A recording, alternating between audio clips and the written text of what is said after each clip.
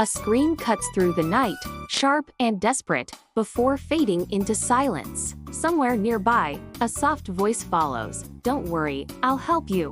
His tone is warm, convincing, like a friend, not a threat. And yet, in that moment, a life is about to be stolen. This was Ted Bundy's method. He didn't just overpower, he persuaded. He wore kindness like a mask, hiding one of the darkest souls America had ever known. Ted Bundy wasn't the shadow lurking in a dark alley. He was the man who smiled at you in a crowded park, the polite stranger you might trust. That's what made him so terrifying, because anyone could fall for his charm. Born on November 24, 1946, in Burlington, Vermont, Theodore Robert Cowell entered the world already wrapped in a family secret. Raised believing his mother was his sister, Bundy grew up with a lie at the center of his identity. Friends and neighbors saw a boy who seemed bright, polite, and ambitious. But behind closed doors, Ted was restless. He was curious about things most kids never dared think about.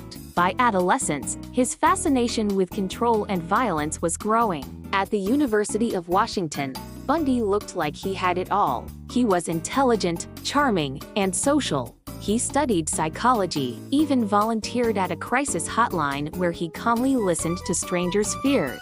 Hit that subscribe button if you want to know more dark truths.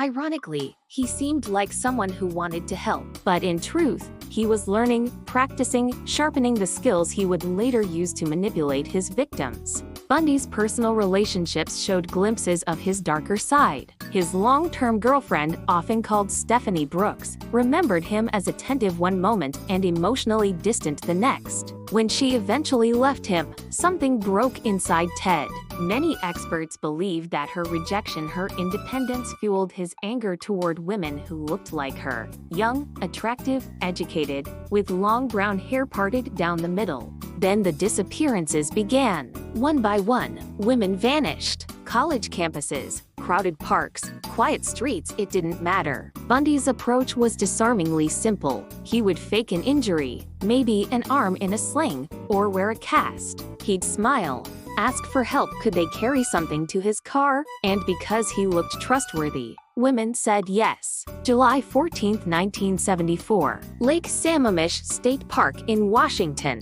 It was a perfect summer day. Families picnicked, children laughed, and young women enjoyed the sun. Bundy walked through the crowd, introducing himself as Ted.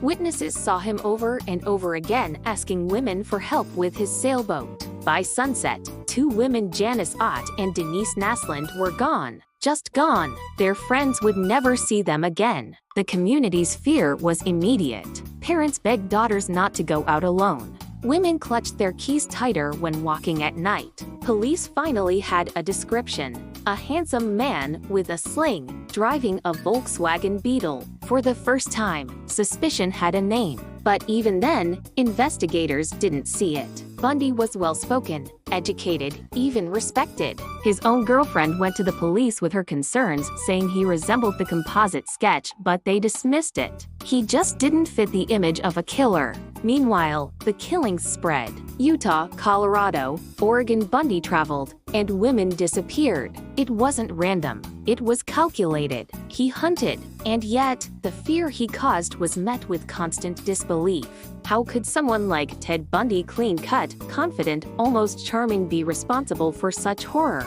Then, one survivor changed everything. Carol Duranch was leaving a mall in Utah in 1974 when a man claiming to be a police officer approached her. He told her someone had tried to break into her car, asked her to come with him to the station. She trusted him, why wouldn't she? But as soon as she sat in his car, she felt the dread. The locks clicked. The road didn't lead to the police station. When Bundy tried to handcuff her, Carol fought back with everything she had.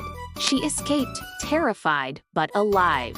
Her bravery meant investigators now had a living witness who could describe Ted Bundy in chilling detail. In 1975, Bundy was arrested after police pulled him over in Utah. His car contained a ski mask, handcuffs, rope, and other tools of control. To him, they were necessities. To investigators, they were evidence. Bundy was charged with kidnapping Carol Duranch. For once, it seemed justice had caught up with him. But Bundy was a manipulator, not just of women but of the system itself.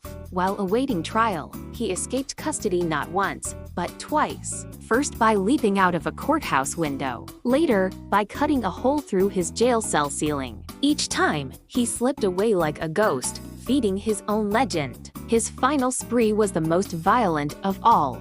In January 1978, Bundy broke into the Chi Omega sorority house at Florida State University. What he did there was pure savagery. Two young women, Margaret Bowman and Lisa Levy, were brutally murdered. Two others barely survived. Just weeks later, he kidnapped and killed 12-year-old Kimberly Leach. That crime pierced through America's heart. This wasn't just a predator of college campuses anymore. No child was safe. Bundy's capture came soon after.